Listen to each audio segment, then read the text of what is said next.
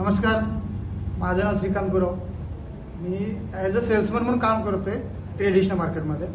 Already बरेच 20-25 वर्ष काम करतोय. पण 2016ला जॉईंट माझा हाताचा प्रॉब्लेम होता, म्हणजे चिकनगुन्यामध्ये माझा प्रॉब्लेम झाला होता. पण 2015ला मला एक आपले असेच सहकारी भेटले आणि मला जॉईंट केअर खायला सांगितलं, त्यावेळी सुचवलं. तर जॉईंट केअर खाल्ल्यानंतर मला तिसऱ्या दिवशी माझा हात वर्किंगमध्ये आला. तिसऱ्या दिवशी सुरू केले फक्त जॉईंट केअर. 2015ची गोष्ट आहे.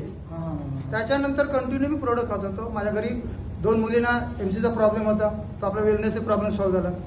मिसेसला ऑलरेडी 83 किलो वजन होतं. डॉक्टरने सांगितलं तुझ्या मिसेसला जर बीपीची गोळी चालू राखेल तर मरेल. मी म्हटलं मेली तर चालेल, माझी बायको मरेल. आणि त्याला आजपर्यंत बीपीची गोळी ना आपले न्यूट्रिएंट न चुकता खाते ती बाई. आणि न्यूट्रिहार्टचे मी जवळजवळ 10 ते 12 रिझल्ट घेतले. एकाला तर 7 ब्लॉकेज होते पायामध्ये. आणि त्यांचं 1 महिन्यानं ऑपरेशन होतं. आणि ऑपरेशनचा त्यांचा $2.5 लाख रुपये खर्च होता. मी त्यांना बोललो बघा 1 महिना तुमच्यामध्ये अवधी आहे.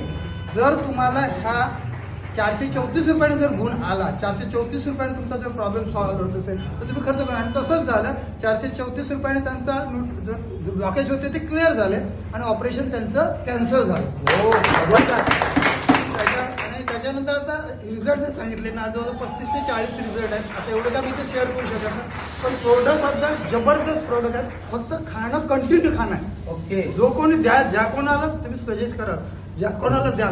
मी स्वतः डेली सकाळी वेळेला खातो, दुपारी मला आपलं मेल घ्यायला मिळत नाही. सकाळी लिव्हर खातो, दुपारी जेवणानंतर हार्ट खातो आणि रात्री जॉईंट केअर खातो. Very good. म्हणजे त्यामुळे मी दिवसाला 10 ते 12 किलोमीटर पर डे. आज वर्ष माझं 57 आहे. मी 8 ते 10 किलोमीटर डेली चालतो त्या न्यूट्रिशनमुळे. आणि माझं तर बरं, माझी बॉडी 2015ला पूर्ण संपलेली होती. पण आपल्या नॅचरामुळे मी पूर्णपणे अन्नापेक्षा नॅचरामुळे प्राधान्य देतो. ओके, जबरदस्त. हा जो तुम्ही रिझल्ट देता ना, तर खूप मोलाचे रिव्ह्यू आहेत ना त्याचं. आणि त्याच्यामुळे मी प्रोडक्ट कोणालाही सांगतो तू खा. जर तुला रिझल्ट आला ना तर पैसे मी देईन, माझ्या खिशातले देईन. आता हे का झालं? पैसे द्यायची वेळ आजपर्यंत आली नाही. आणि ज्याने खाल्लं, एकाने मला फसवलं होतं. त्याने जॉईंट केअर घेतली आणि खाल्लं नाही. आणि मला होतं साहेब मला जॉईंट केअर पाहिजे.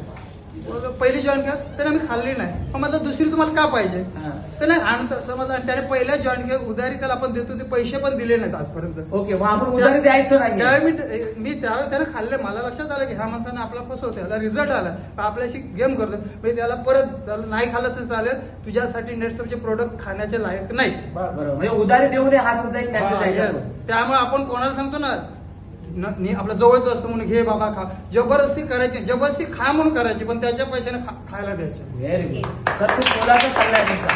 तर तुम्ही जो आम्हाला जो आज जे रिव्ह्यू दिला त्याबद्दल खूप खूप आभार. आणि काही रिव्ह्यू तुम्हाला पुढच्या रविवारी ठेवायचे, 11 वाजता यायचे तुम्हाला. Thank you so much sir. Okay.